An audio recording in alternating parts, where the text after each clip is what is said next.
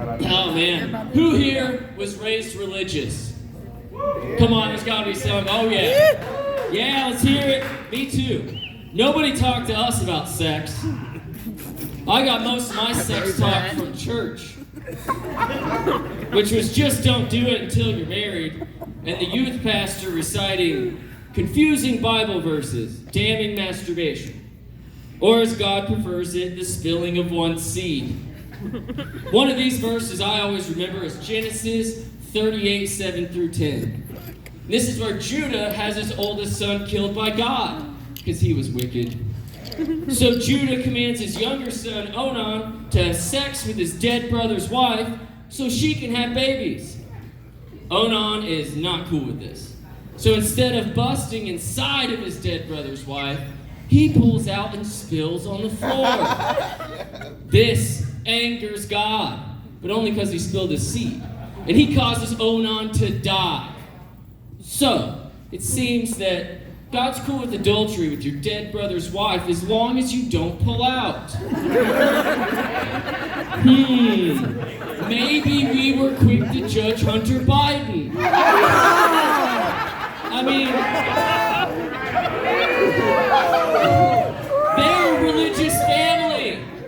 Surely he knows about God's no pulling out when fucking your dead brother's wife rule. He's good. He's good.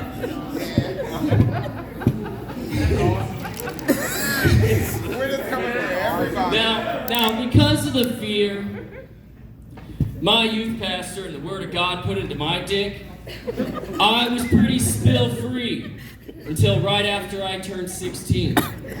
When, like a skinny, less talented Tim Tebow, I returned from a mission trip to Mexico, where I met a girl who was on this trip, and we started to talk. That was a big deal. I was an overly religious teen with acne, braces, and a mullet. There weren't many interested.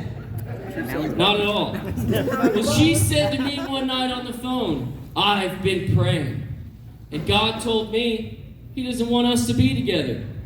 And she hung up. My world was shattered. I had been loyal to God my whole life to this point.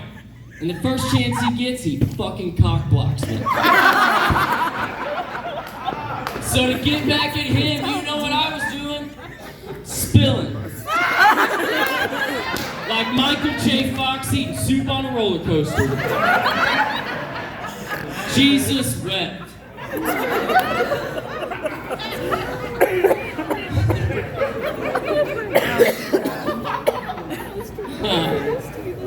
Now this mission trip I went on when I was 16, there were parts of it that kind of felt odd.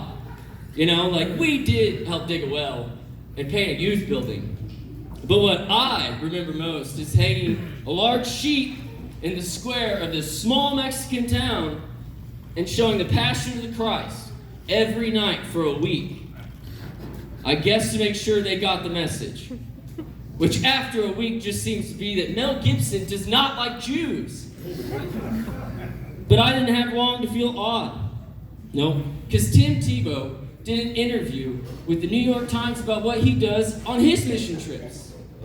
He gets invited to assist doctors in some medical procedures. He is circumcising young, impoverished boys in the Philippines. And to this day, he doesn't have a medical degree or background. And he goes back all the time through his Tim Tebow Foundation, bringing faith, hope, and love to children, one foreskin at a time. So I don't feel too bad. All we did was force a small Mexican town to watch Mel Gibson direct the Jews to graphically murder Jesus for a week.